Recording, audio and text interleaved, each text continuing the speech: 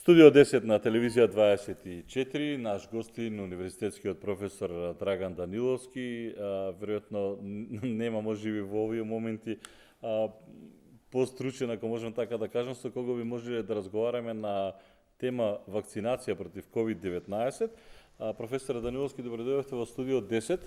Некако како наш стручен коментатор му доаѓа сето ова, како што има стручни коментатори за некои спортски активности, вие како стручен коментатор за COVID-19.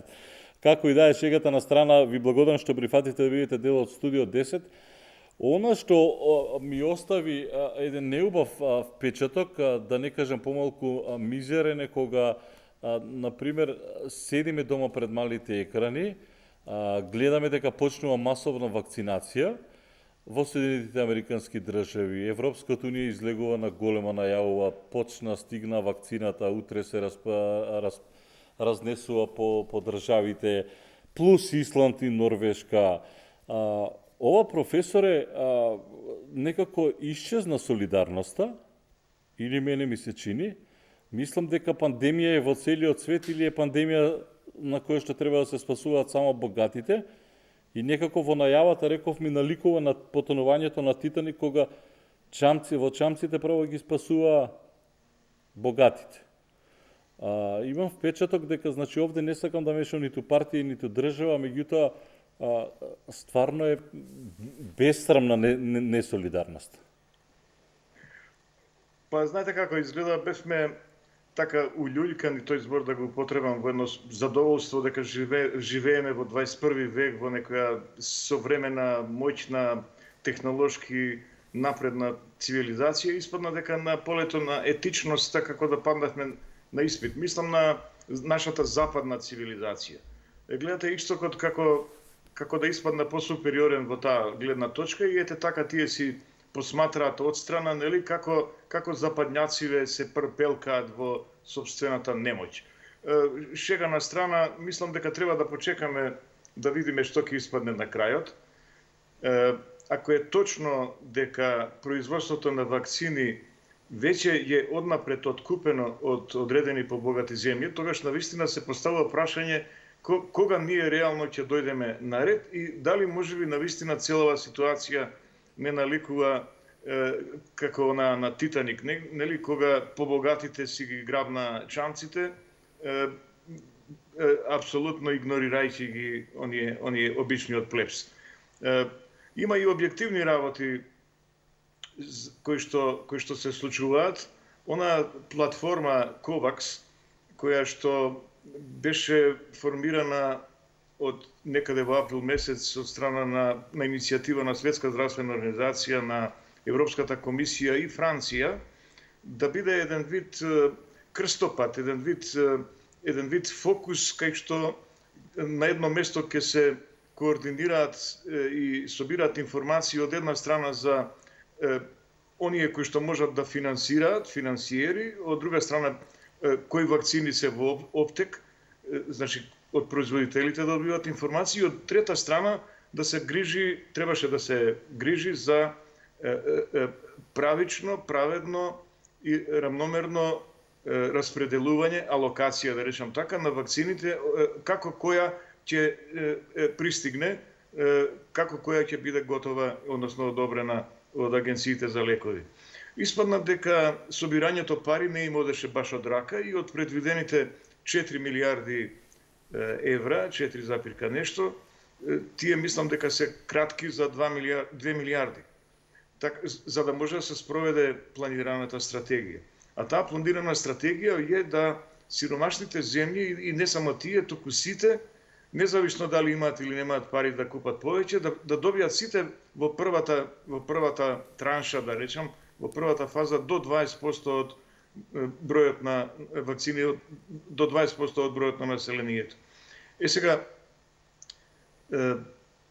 разбираме, слушаме дека се набавени веќе 400 милиони дози за земјите од Европската унија, таму да има околу некои 450 милиони население, земјите во Европска унија, дека наводно и 100 милиони се обезбедени за земјите што не се членки на Европската унија. Наводно договорено е земите што не се членки, меѓу кои што е и нашата, нели, да ги добијат вакцините со посредство на некоја членка од Европската Унија. За нас би требало да се наши ментори во таа смисла Полска и Грција. Како ќе оди целата работа, јас не знам, еве гледаме Србија веќе се вакцинира, Хрватска ќе почнат, ќе видиме. Треба Како да се почекаме и да вакцинира видиме. Србија? Како Србија се вакцинира со Pfizer или со Спутник? Мислам дека со Pfizer, не знам дали внесоа Спутник. И сега, професоре, ќе се обидам да го поедноставам прашањето. Вие сте Pfizer, јас сум држава. Можам ли јас како држава да ви се јавам вас лично и да ви кажам: господине извршен директор, пратете ми 1 милион дози од вашата вакцина во Македонија, колку треба ќе си платам? Да, може. Па и кај нас нели чувме од Министерството дека еден механизам за обезбедување вакцини е преку механизмот COVAX, друг механизам е директна спогодба, преговарање, спогодба и набавка од производителите. Проблемот е што се поставува реален е дали тие можат да испорачаат во скоро време вакцини, со оглед на тоа дека однапред им е откупено производството на најголем дел од овие што се најнапред со вакцините, значи Pfizer и BioNTech, Moderna и AstraZeneca, дури и Оксфорд, иако тие третата фаза дури во декември сега ја почнуваат и нивната вакцина треба некаде крајот на 2021 да биде. Значи, откупено им е производството однапред. Значи, ние можеме да преговараме, ама ќе ви речат: аха, нема проблем, ќе добиете вакцини таму некаде почеток на 22-та. Ама професор, ова е крајно... Карикирам, немам информација. Се разбира, да, ама ова е крајно нехумано и неблагодарно. Секогаш Германија и Франција и Британија ќе бидат во пол позиција. Дефинитивно, па затоа COVAX и беше формиран како механизам, како платформа, токму за да се надминат тие нееднаквости, кои што за жал изгледа дека не се успеа да се надминат и едноставно поголемите, побогатите, прво си го гледаат својот двор, па после ако остане нешто за комшиите или за посиромашните жители на планета. Па еве гледате, ај сега да не спомнувам, тука ќе отиде тоа со некоја политичка конотација, некои што сакаат донации да ни даваат, демек ако остане ќе има и за вас. Знаете на што мислам. Меѓутоа има нешто друго што сакам да го потенцирам. Богативе, кои што можат да си дозволат однапред не знам колку годишно производство да откупат, не сваќаат дека и ние посиромашните, кои што ќе останеме на опашката и последни ќе се вакцинираме, дека всушност сите на ова парче планетарно, ова небеско тело наречено планета Земја, вака малку морам да отидам со поширока колоквијална експликација, па сите сме делови од еден систем на затворени садови. Па тие не сваќаат дека ако ние останеме жариште необезбедено во врска со COVID-19, дека секогаш ќе демне опасност да им се пренесе болеста кај нив. Значи, ние едноставно се виде колку брзо болеста од Кина стаса до Европа. Така што мислам дека се играат со оган малку. Ама како да се кратковиди? Да, но нивната, тоа е така, но нивната бруталност оди до таму што тие најавуваат, например, воведување на ковид пасоши. Словенија вели можете да влезете кај нас, меѓутоа ако извадите ПСР тест од Европската Унија. Потоа читам, например, во Франција вакцинираните ќе имаат посебни привилегии и право да живеат нормално. Пристап до јавен превоз, ресторани, културни институции. Што е ова? Во што се претвори светот? Ако нека поделат, нека го поделат светот на како се треба, вие ќе живеат, вие нема да живеат и да правиме колективно. Прво, самиот збор стадо ме потсеќа на стадо овци, мислам онако велат. Да, имунитет на стадо, па добро. Ми пречи малку тој стадо, нема некој друг збор имунитет на, знаете како крава, како овци, како кози се осеќаме за... Па зборот потекнува од времето кога е согледано дека колективен, ние го викаме колективен имунитет, никогаш јас не сум спомнал крдо или стадо на моите студенти, ние го викаме колективен имунитет и така го викаат и сите овие што сме да кажем, словенски јазици на Балканот. Нема она имунитет на крдо. Тоа е англиски израз кој што потекнува од времето кога во ветеринарната медицина е согледано дека колективниот имунитет ги штити одделни говеда, да не се, односно обезбедува спречување на епидемиско ширење на одредени ветеринарни болести и оттаму е тоа останато од минатиот век. Меѓутоа, да, навистина не третираат како стадо, сега во друг контекст, заради тоа што окей, воведете во ред е тоа оној кој што е вакциниран да се легитимира дека е безбеден и дека може нели безбедно да посетува одредени да има одредени активности, да посетува одредени места, како што бараа сега нели PCR тест да имаш за да можеш да пречекориш граница и да одиш не знам каде.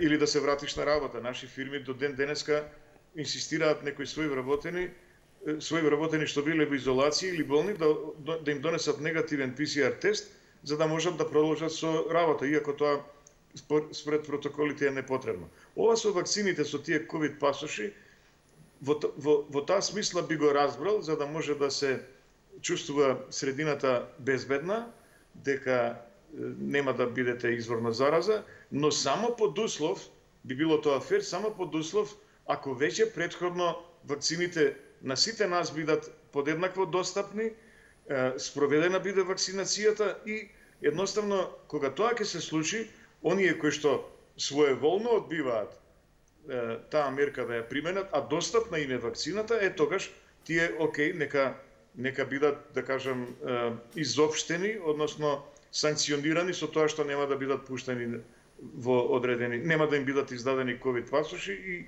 нема да учествуваат во одредени општествени аспекти на живеењето. Инаку вака не е фер. Вака излегува дека на некој суптилен начин ќе не пикнат повторно во некаков резерват, како што тоа ни го прават впрочем еве со овој мајтап од признавање или односно ајде да не одам во политика, нели, во врска со пристапот во Европска унија и така натаму. Да, наликува малку со источниот сосед. Таму вчера видов дека слика вакцините ги носат во комбиња за колбаси. Па дури и самите бугарска јавност реагираше. Видете, јас не знам во Бугарија кои вакцини ги носеле во комбиња. Точно е дека, да речеме, Pfizer-BioNTech вакцината, која што има 95% ефикасност, или месенџер РНК вакцина, дека мора да се чува дека може да се чува во стандарден фрижидер најмногу 5 дена, што е факт. Но веќе 30 дена може да се чува во оние касети со сув мраз и на минус 70 може да се чува 6 месеци. Значи и таа не е цело време да мора на минус 70 да се чува, така што еве тие комбиња можеби имале такви стандардни фрижидери или сигурно 5 дена не ги возеле во вакцини. Веројатно, да. Веројатно има ладилник заради месото. Да. Значи има 5 дена, има 30 дена, има 6 месеци. Така. Ќе одам, професоре, вакцина по вакцина да видиме што е најдобро, ќе ве прашам и дали вие ќе се вакцинирате, само уште ова.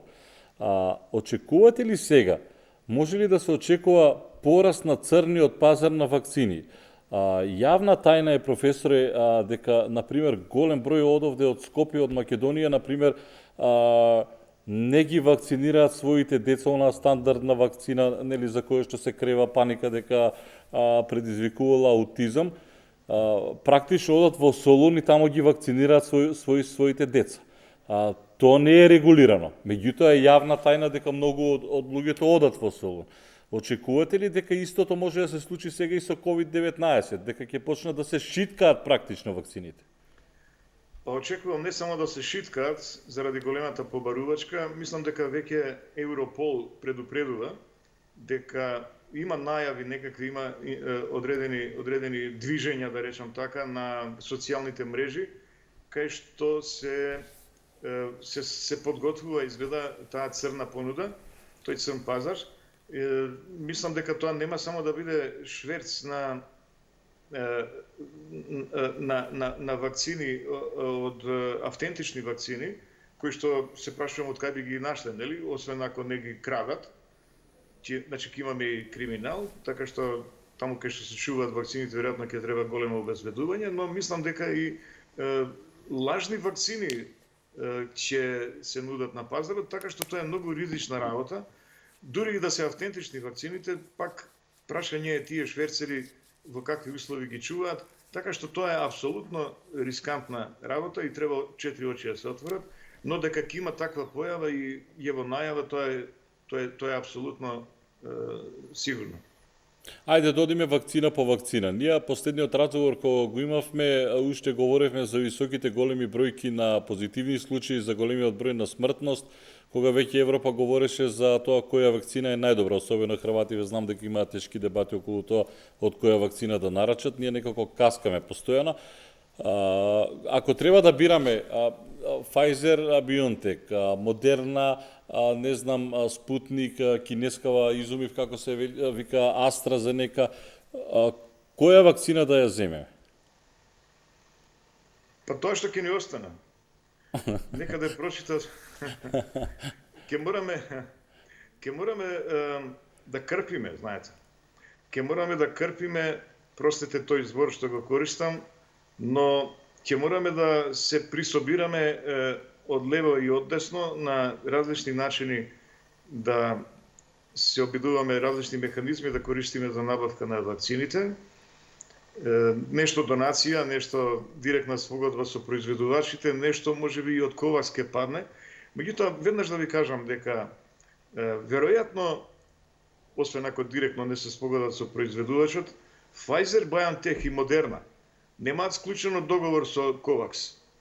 Ковакс нема ниту една единствена вакцина откупена од Ковакс. Се што сега се е во оптек и што се врши вакцинирање во Британија, во Америка, Франција и така натаму, во други земји, сето тоа е врз основа на директна набавка од произведувачите. Ковакс е тука настрана. Со Ковакс единствено има спогодба за некаде, мислам, 300.000 дози. Има AstraZeneca. AstraZeneca, Оксфордската вакцина, нели, во соработка со Оксфорд, која што, меѓутоа, пазите сега, значи тоа не е месенџер РНК вакцина, не е генетска, како што милуваат да ја наречат, тоа е аденовирусна вакцина, односно со аденовирусен вектор.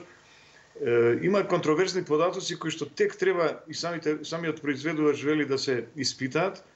При едно тестирање покажана ефикасност од 90%, во наредно тестирање е 62%. Првиот пат со 90% добиле ефикасност кога дале во првата доза половична количина, да кажам, вакцина, па после втората доза била полна доза и тогаш добиле поголема ефикасност отколку при второ тестирање кога користеле полни дози, полна количина на вакцина и во првата и во втората доза, што е малку контроверзно и едноставно сега се да кажам, во фаза кога се обидуваат да го објаснат овој малку парадоксален феномен. Има теории, но јас сега немам време тоа да го објаснувам. Има некои објаснувања зошто е тоа така, меѓутоа се поставува прашање. Ако просечна, значи тоа 70% е просек на ефикасност. Се поставува прашање, па што ќе ни е вакцина што има ефикасност од 70%, ако остане дека е тоа вистина. Само за споредба, Pfizer, BioNTech има 95% констатирана ефикасност, а Moderna 94,1%. Спутник V, руската, има 92%. Исто така преку 92% имаат кинеските Sinovac и така натаму. Но ќе видиме како ќе биде. Сите се различни вакцини, професоре, по структурата внатре? Видите, поделени се вакцините, ако имаме време да кажам, 4 категории на вакцини. Апсолутно, да, повелете. Едната категорија се вакцини со инактивирани живи вируси или атенуирани живи вируси. И таква е кинеската, Sinovac, има уште една Sinopharm и една Valneva француска вакцина, тие уште не се готови. Потоа има аденовирусни вакцини или вакцини со вектори, со носачи, кои што користат аденовируси. Аденовируси се класичен вектор за вакцини, од времето уште се користи, кои што тоа се вируси што предизвикуваат обични настинки. И тие широко циркулираат меѓу луѓето и едноставно тие се малку вака проблематични, би рекол, и затоа можеби и ефикасноста е мала кај аденовирусните вакцини. Малку ме чуди Спутник В, што е 90 и нешто посто. Зошто? Затоа што постои ризик секогаш заради честата комуникација и честите настинки меѓу луѓето со аденовирусите, едноставно да е веќе развиен имунитет кај одреден број луѓе против аденовируси, така што кога ќе дадете аденовирусна вакцина, Оксфорд, AstraZeneca да речеме, таква е една Јансен, белгиска, тогаш може да се случи истиот момент вакцината да биде неутрализирана од веќе постоечки антитела што во организмот ги имаме против носачот, против аденовирусот. Така што воопшто нема ни да дојде до ослободување на она делче, да кажам од коронавирусот, што треба да предизвика имунитет. Така што тоа е ризикот кај аденовирусните вакцини. Трета група се овие месенџер РНК или вакцини со РНК гласник. Тоа се Pfizer и BioNTech и Moderna и Imperial е на англиска. Најголем проблем со овие вакцини е што не се многу стабилни и мораат да се чуваат на минус 70. Меѓутоа, тоа важи само за Pfizer. Moderna може да се чува и во обичен фриждер и во обичен ладилник. Потоа има четврта категорија, така наречени аджувантни или рекомбинантни протеински вакцини. Таква е на GlaxoSmithKline и Sanofi и на Novavax, една американска вакцина која што тек треба да се претпоставува дека ќе почне ќе стаса, да кажам, до крајот на идната година. Тоа се вакцини каде што, особено на Novavax, изработен е специјален протеин на овој шилец со кој што вирусот се прикачува и навлегува во клетката домаќа кај човекот. Значи го имитира природниот протеин на шилецот на коронавирусот и тоа е на нова технологија која што е,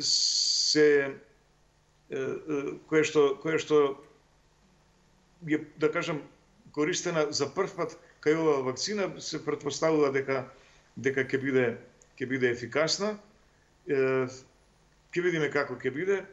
Се додава таму и некој аджувант, така наречен, кој што го засилува имунолошкиот одговор, но ќе видиме како ќе биде. И на крајот има, морам да кажам дека од сите овие вакцини практично, дури и оние класичните аденовирусните со вектори, сепак се тоа најнови технологии, затоа што секаде се користат одредени, да кажам, интервенции во модификација на, да речеме, на векторот на аденовирусот или во модификација на делчето на РНК од вирусот што треба да предизвика имунолошки одговор, на најкласичен начин, преку одгледување на вирусите, па потоа нивно атенуирање, убивање, е Синовак вакцината од Кина. Значи, такви вакцини на времето Торлак произведуваше на класичен начин со децении. Сиве другиве се, да кажам така, нови вакцини. Меѓутоа има нешто друго што е битно, а тоа е, никој не го поставува тоа прашање, тоа е што штитиме, од што се штитиме со вакцините. Значи, повеќето вакцини штитат да не се оштетат при навлегување на вирусот белите дробови. Значи, да не се добие тешка болест. Но не го штитат горниот респираторен трак, грлото и носот. Тоа значи дека овие луѓе, иако се вакцинирани, иако се заштитени, сепак можат да го пренесат вирусот, затоа што тој ќе им дојде во носот, во назофарингеалната слудокожа ќе се размножува и тогаш вие имате асимптоматски извор на зараза, зарем не? Сега, единствено вакцината, американскиве вакцини Модерна, да подсетам, нема договор со Ковакс, и новата што се спрема Новавакс, единствено тие обезбедуваат двојна заштита. Значи, ем штитат од заболување и ем го неутрализираат пренесувањето со тоа што спречуваат да се размножува вирусот во назофарингеалната слузокожа. Овие сите другите, тек треба да се види дали штитат и од пренесување, а не само од заболување со вирусот. Инаку, во однос на она што значи имуногеност или предизвикување на јачината на предизвикување на имунолошки одговор. Новавакс и рекомбинантната, значи протеинска вакцина Новавакс и овие што се РНК вакцини Pfizer и Модерна се на прво место по имуногеност, така наречена, па потоа доаѓа оксфордската или аденовирусните и руската, и оние инактивираните, како што е кинеската, имаат најмала имуногеност. Во однос на несаканите ефекти, и ова е многу битно, најсилни несакани ефекти предизвикуваат аденовирусните вакцини. Па потоа РНК вакцините, па рекомбинантните протеински и на крајот инактивираните. Она што е битно да се каже е дека не ќе имаме многу шанса да одбираме. Ми се чини дека, повторно ќе се вратам на тоа, дека на ковакс системот тешко да можеме во скоро време да сметаме и ќе мораме со спогодување со производителите да се снаоѓаме. И еден друг момент за мене е битен, јас и во некои други настапи сум кажувал, вака како што сме тргнале. За жал изгледа со оваа динамика како што се движи епидемијата во Македонија, ми се чини дека за некаде до крајот на март ние практично овде ќе постигнеме оној неопходен праг на колективниот имунитет од 60%, може и повеќе, кој што едноставно ќе стивне епидемијата. Штом ќе стивне, практично епидемиско ширење нема да имаме, меѓутоа ова не значи дека нема да ни требаат вакцини. Вакцините секако ќе ни требаат за вакцинирање на ризичните групи, зашто вирусот тука е, вирусот ќе остане, вирусот ендемски ќе си постои, значи ќе тлее постојано и едноставно оние што се ризични групи, хроничните болни, старите лица, здравствените работници, едноставно мораат да циркулираат слободно, тие ќе треба да се вакцинираат. Вие ќе се вакцинирате, професоре?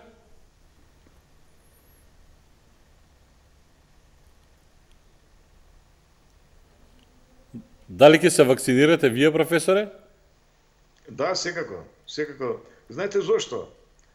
Не затоа што имам голем мерак да се боцкам вака и да мафтам со информацијата дека сум го сторил тоа, театри да правам, туку заради тоа што практично во моментов сме исправени пред дилемата дали ќе го одбереме вирусот или ќе одбереме вакцината. Трета опција нема. Ако сакате, ова се однесува на ризичните групи, на експонираните групи. Младите секако не доаѓаат тука предвид. Едноставно, зошто е тоа така? Со едноставно споредување на ризиците од тоа да се разболиш и од тоа да се вакцинираш, лесно може да се донесе одлука. Да речеме, имаме еден податок. Кога беа 1,1 милион вакцинирани во Америка, некаде тоа беше до 23 овој месец, па само 6 алергиски реакции се имаат појавено. Тоа е некаде околу 0,306% во проценти изразено. И сега, истовремено на тој датум има 1,5 милиони инфицирани. Има тогаш, тој ден предвадена, околу 19.300 има починати. Тоа е 1,3%. Тоа е 2200 пати повеќе. Кај вакциниве немавме смртен случај ни еден. Ваму 19.300. Смртноста во Македонија е 2,78 на кај 3%. Тоа значи од 100 инфицирани, тројца ќе умрат. И сега, 3% смртност и 0,0006% да добиете алергија ако се вакцинирате. Мислам, споредбата е јасна, нели? Да не зборувам за она што значи некакви доцнежни, касни компликации или последици на кај оние што ќе прележат заболување, дури и во лесна форма. Но да не го застрашувам аудиториумот, можат тоа на интернет да најдат што се во некое второ време, какви проблеми може тие што прележале болест да ги доживеат. Така што мислам дека јасни се опциите. Две опции има: вирус или вакцина. Јас секако вакцината ќе одберам. Како велите вие, па макар и најлошата да е. Најлошата вакцина е подобра отколку да се соочи со вирусот. Точно така, хипотетично речено, и најлошата вакцина да е во прашање, со не знам далеку повеќе нус ефекти, сепак помал ризик носи по здравје, отколку ако дозволите да се разболите. Независно од која возрастна група сте. Со оглед на тоа што се работи за голема сума на пари кога се вакцините во прашање, очекувате ли сега, ние барем очекуваме да почне таа војна на информации и веќе е почната со рушење на авторитет на конкурентите. Излезе информација дека вакцината на Pfizer предизвикува нус ефекти од типот на алергија, дека била модерна, не знам, поквалитетна. Како се појави таа информација, веднаш излезе информација каде што имаше практично директен атак над Модерна. Дополнително следува прашање, например, зошто првиот човек на Pfizer не се вакцинира? Па тој има изјава каде што вели се чувствувам добро и така натаму и така натаму. И сега, предпоставам, овој другиот дел ќе оди дека или сте со нас или не сте со нас, ако сакате земете си Спутник, меѓутоа не знам, то се руски вакцини, или земете кинеската, знаете, вие припаѓате на овој дел од светот и така натаму. Очекувате ли да се расплантува таа борба? Тоа е брутална борба за пари, за профит на крајот од денот.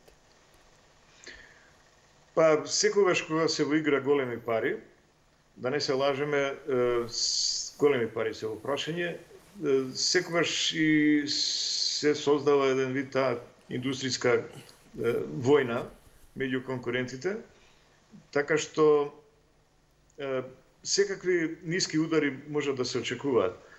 Јас морам да кажам дека во однос на цената, да речеме Pfizer, BioNTech е некаде една доза $20, $25. Модерна е меѓу 15 и 25.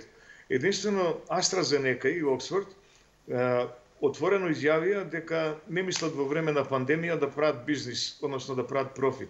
И тие своите вакцини ќе ги продаваат по $4 доза. Јасно, може би малку заради тоа што се оптеретени или имаат комплекс што просечната ефикасност им е 70%, меѓутоа тоа е тоа. Американците имаат нарачано веќе 300 милиони дози однапред од AstraZeneca. Ке се разгори таа војна, дефинитивно ќе, да кажем така, ќе си гледаме сеир од страна што се ќе си подметнуваат, но веројатно тоа во еден ваков либерален капитализам во кој што живееме е и нормално да не се одбираат средства кога треба да се елиминира противникот. Инаку, исто така се едно од тие средства за дискредитација на противникот е, да речеме, кај овие месенџер РНК вакцини, како што се Pfizer и Модерна, некои други се обидуваат да ги, тоа се оние теоретичари на заговори и така натаму, или колеги кои што многу не знаат ни биологија баш, а камоли генетика, например дека е тоа генетска терапија. Јас сум слушнал и на телевизија некои вака експонирани колеги, било тоа генетска терапија, тоа ќе предизвикало, не знам, на долги патеки малигни расна клетки, промена на геномот наш, на ДНК, дека тоа и неплодност може да предизвика. Знаете, немам коментар. Меѓутоа морам да кажам дека нема никаква врска тоа со генетска терапија, ако ми дозволите, заради тоа што станува збор за куглички мали, наночестички, куглички, топчиња, од масноти, од липиди и од вода со малку шеќер и сол, така да се значи физиолошки раствор. Внатре во центарот на тие куглички плива кратка молекула на РНК, на вирусот. Тие капки, кои ќе се убризгаат со вакцината, пливаат, се абсорбираат во клетките домакини и според слични принципи се вовлекуваат внатре што ги користи самиот вирус. Кога ќе влезат внатре, клетката мисли дека е тоа вирус. Кугличката, топчето, ги ја ослободува РНК од внатрешноста и со тоа што после тоа и дава инструкции на клетката да произведува протеини, оние протеини на шилецот со кои што вирусот надлегува во клетката. Така што практично прави да се ја имитира природата на вирусот. Не баре вирус влегол и ја стимулира клетката да произведува вирусни протеини кои што понатаму ќе склопуваат, ќе составуваат нови вируси. Значи се предизвикува размножување, да кажам, на вируси во наводници, а всушност не се тоа вируси, туку се само протеини кои што би требало да предизвикаат имунолошки одговор, производство на антитела. Таа РНК на вирусот само 2-3 дена, да кажам, живее, постои, е нестабилна и исчезнува. Останува имунолошкиот одговор, остануваат антителата, кога во некоја прилика наредна ќе дојде до заразување, вистинско, ќе навлезе вирусот, веќе одбраната е спремна, веќе постојат антитела кои што го неутрализираат вирусот. Значи не постои никакво интервенирање во геномот, во ДНК наше. Едноставно тоа не е можно. Тоа е вистината за тие генетски вакцини. Инаку пак уште еднаш ќе повторам, на традиционален начин е произведена кинеската Синовак вакцина со помош на вируси кои што се одгледани, па се убиени, па потоа се убризгани за да се предизвика создавање на антитела. А професоре, ќе треба, како за обичниот грип, сезонскиот грип, ќе треба, например, секоја сезона да се вакцинираме и од ова? Најверојатно. Мислам најверојатно, аналогно со грипот, или ако сакате, барем она што досега се претпоставува, сепак треба да помине време да се види колку ќе трае имунитетот. Меѓутоа, морам да нагласам дека истото важи и ако го прележите вирусот, па независно дали антителата ви траеле макар и месец, два, три или воопшто не ви се создале, и со вакцината исто ќе биде, значи и тогаш кога ќе исчезнат антителата, да речеме хипотетично после година дена, дефинитивно останува отисок на вакцината, односно памтење во организмот на вирусот. Значи, тоа е тој клеточен имунитет, што се должи на така наречените Т-лимфоцити.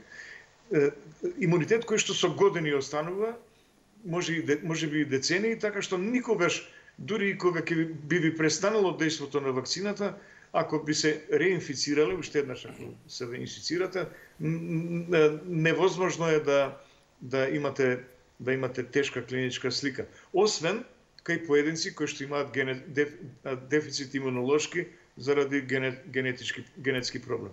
Дали лице кое има антитела треба да прими вакцина против COVID-19? Не би требало во принцип, се додека не се консолидира имунолошкиот систем, не застане на свој нозе. Тоа значи дека штом кај едно лице има антитела, тоа значи дека лицето било, зборуваме за овие што прележале COVID-19, нели? Едноставно, во првите месец, два и три, имунолошкиот систем е до таа мера, велиме, конзумиран, е исцрпен, што ако на една таква подлога, на компрометиран имунолошки систем, одбранбен систем на човек што прележал ковид, вие му дадете повторно имунолошки стимул со вакцина, тој нема адекватно да одговори. Едноставно тромаво ќе одговори и евентуално ќе создаде антитела кои што нема да бидат со заштитна концентрација, велиме заштитен титар. Така што има еден став дека кај оние што прележале ковид треба да а не развиле доволно антитела, па дури и тие што развиле да се почека 3 месеци за пред да се вакцинираат. И сосема за крај, бидејќи морам да го превршувам муабетот, каде е Македонија во приказната? Ковакс видовме дека практично ќе излезе на крајот една измислена работа колку да се земе некоја, карикирам условно кажано, трошка за посиромашните земји. Вака излегува дека само Македонија, Косово, Албанија, не знам во Босна како е, дека само ние останавме без вакцини, не говорам овде за останатиот дел афричките земји и така натаму. Битно богатите се снабдија со вакцини. Што ние сега треба да направиме за да не чекаме март? Да ги чекаме овие богативе, да ги гледаме како се вакцинираат, да знаете, или треба да инсистираме, да газиме, да се евуваме, да бидеме малку по-брутални во барањето и дека ова е нефер на крајот од денот. Да, видите, ние знам дека одвоени се средства за 833.000 дози. Тоа е доволно за нас, 830.000 дози? Да. Од буџетот се тргнати настран. 830.000 дози вакцини дали е доволно за Македонија? Не, тоа е доволно за 20% од населението, зборувам за она што значи план според Ковакс за 20%, значи за 400.000 луѓе е тоа. Доволно е за 400.000 луѓе. Тоа се 20%, нели, од 2 милиона, што официјално сме, и ако не сме 2 милиона, сме негде 1.600.000 всушност илјади. Значи, пари има, сакам да речам, и сега се е ствар на менеджмент, и тоа агресивен менеджмент, добро рековте, по секоја цена произведувачиве да се обседнуваат, буквално да се обседнуваат. Да се обседнуваат и да се прават, па макар биле и финансиски понеповолни договори, по секоја цена да што побрзо да добиеме вакцина, макар до март, како што и беше планирано.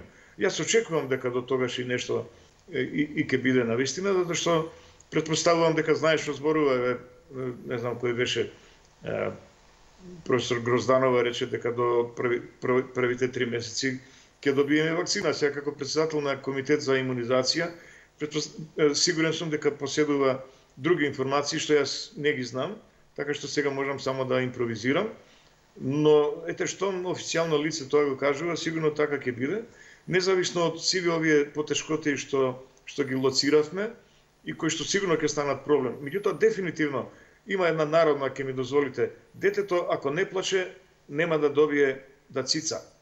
Значи ние мораме буквално сите средства да ги употребиме, дипломатски канали, не знам, пријатели во светот, постари наши подржувачи, диаспората да ја употребиме, сите моćни луѓе, да ги употребиме сите можни лоби групи што можеме да ги најдеме, ако сакате и во Американскиот конгрес, било каде во светот, еврејското лоби, ако сакате, и така натаму.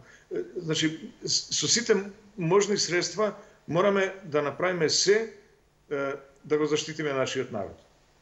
Не смееме да очекуваме милостиња. Дефинитивно. Да, веројатно треба да бидеме брутални.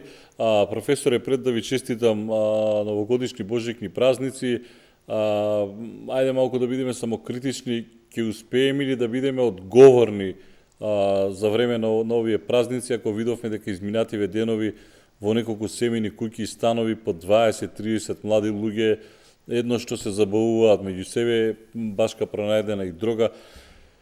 Која е пораката од еден професор како вас, еминентен, кој што прати, гледа се што се случува, ќе успееме ли да останеме одговорни за време на празниците? Па знаете, јас пред да честитам новата година и божичните празници на оние што ги слават, околу ова би кажал два збора. Јас не сум многу оптимист дека она што не го видовме наназад 9-10 месеци колку поминаа од април нааму, кога се манифестираше на комплетно отсутство на емпатија, на сочувство, еден страхотно изразен егоизам, индивидуализам, едно отсутство на чувство за колективно живење. Ако тоа досега не го констатиравме, јас барем не го согледав, тогаш не верувам дека баш сега некому ќе му блесне и наеднаш ќе се промени. Затоа јас и нешто друго исто така си го поставувам самиот себе си како прашање, кога дневно по 25-6 до 30 на беа до неодамна семејства секој ден остануваат ужалени. Па како му е некому стало, од кај си го наоѓа поривот, сепак и покрај тоа, да отиде да прославува, да се весели и да слави празници. Еве, мене тоа лично не ми е јасно. Може би веќе сум отишол малку повеќе со возраста, па ете не ги разбирам младите, ама дефинитивно веќе тој момент не ми е јасен. Оттаму мислам дека ќе се соочиме со епидемиолошки ризици високи и последиците ќе ги видиме веројатно 10 до 15 дена после празниците. Но не мислам дека тоа ќе бидат некакви стрми пикови, тоа ќе биде, ми се чини, само така едно благ пораст. Едноставно, знаете, заради што? Заради тоа што веќе ние градиме еден колективен имунитет добар. Претпоставувам дека веќе преку 25-6% имаме прокужени лица кои што имале контакт со вирусот и на вирусот му е се потешко да најде осетливи домакини. Така. И на крајот, ете, честител Нова година, памет во глава, со желби идната година, односно идната Нова година да ја дочекаме навистина во најнормални услови и ова да биде само нешто на кое што ќе се сеќаваме како на грд сон. Ви благодарам што бевте дел од Студио 10, на убавите честитки и ви посакувам убави, мирни, среќни новогодишни и божикни празници, успехи понатаму во кариерата, да се надеваме дека до година, како видите вие, да се извакцинираме, па макар и со неслабата вакцина, за да можеме да го тераме понатаму животот. Професор доктор Драган Даниловски, гостин во Студио 10, за и околу вакцините, вакцинацијата во Македонија, кога може да се очекува.